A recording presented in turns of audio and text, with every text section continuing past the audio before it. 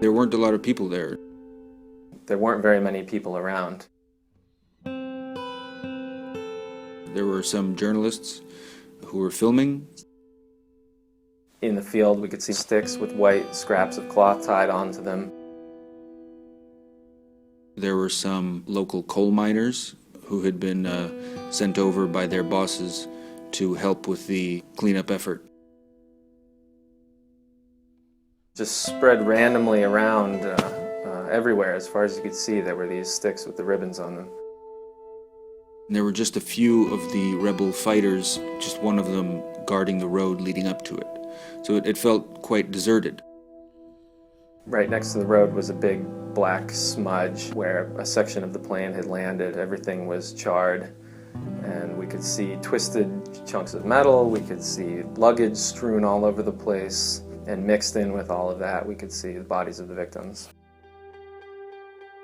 In the first day or two after the crash happened, the separatists in the region didn't play much of a role at all. In fact, I only saw maybe a handful of them the entire first day, that Friday, the day after the plane crash happened. There was no one who had stopped access to the site. We were able to roam freely through the fields where the wreckage and everything, it was open. There was no one to stop us. The rebels themselves are a mixed bunch. A lot of them are local guys, many who were unemployed when the conflict broke out. Some of them petty criminals, some of them just regular citizens, regular men who took up arms under the impression that the revolution that brought a new government to power in Ukraine in February was a fascist revolution, and they needed to defend their homes. By the second day, on Saturday, there were separatists who were in control of the site. They were just as shocked as anybody and couldn't believe what had happened, didn't have any clue who might be responsible, certainly didn't feel like it had anything to do with them, and were just as devastated as anyone else would be by the scene. The most elite and well-trained, well-armed gunmen among the rebels are Russian. They've come over for the most part as volunteers, paramilitary fighters. They see this as a conflict of civilizations, as Russia's opportunity to regain control of land in eastern Ukraine that they think historically, culturally, by right belongs to Russia.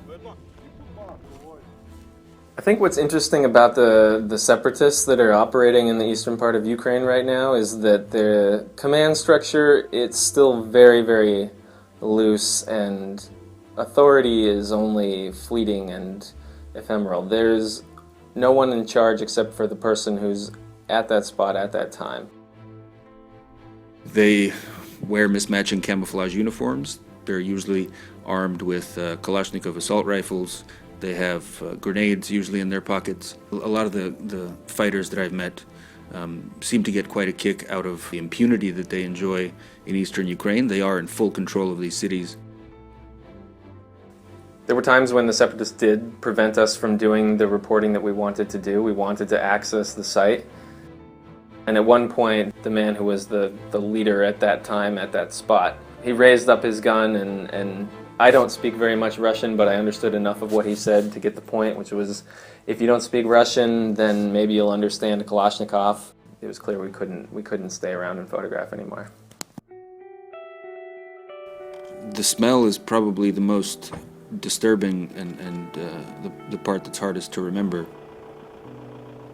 The crash scene itself was exceptionally gruesome. There were a lot of things I saw at that scene that I wish I had never in my life laid eyes on.